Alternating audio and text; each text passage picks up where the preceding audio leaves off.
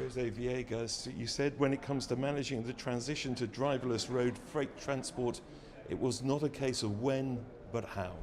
Absolutely. I mean, there's still a bit, it's no longer a question of if it comes, that's certain.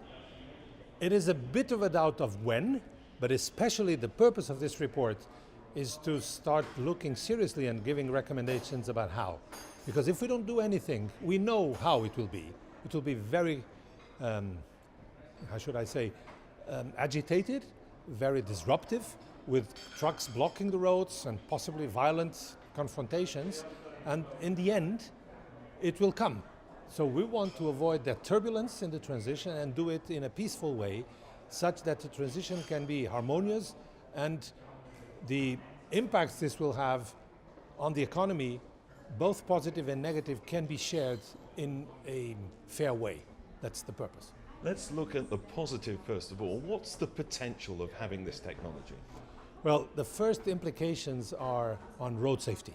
Those are the most obvious ones. When all transport on the roads is automated, it will be a lot safer system than today.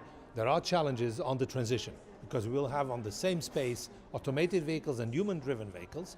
Humans make mistakes, we all make mistakes, but there will be new types of mistakes which we don't know about when we have to share the road space with the automated vehicles. So they're also another area for concern.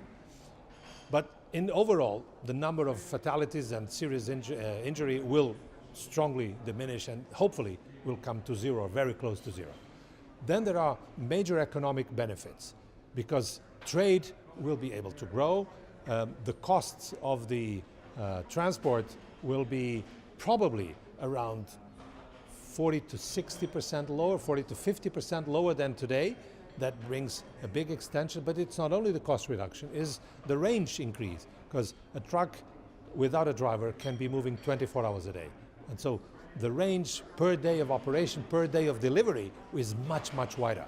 So the capacity of competitors from one country to go to export their goods to other countries will be bigger. And normally we know that increased competition provides better efficiency, better choice for consumers. That is also very good. Those are the main benefits that we have there. And in managing this transition, we need to look at drivers' jobs, shortages in some parts of the world, but big losses in others as a result of this transition. And also got to make sure that there's not a patchwork of rules and regulations so trucks don't get to a border, then have to stop. Absolutely. So let me first start with that. We've had decades of experience of how a patchwork regulation can affect the development of the business in the case of railways. Still today in Europe you have 14 different signaling systems, and it's been in discussion for more than 30 years that this should end, but once it's settled in, the legacy costs are so high that we've had an agreement to have a new regulation more than 10 years ago, and it's still only on the first steps. So let's do it right the first time in the case of this new type of road transport. Then the question of jobs, of course. Today, there are significant recruitment difficulties in many parts of the world, not only in the richer parts like Europe and the US, but also we've just heard in India.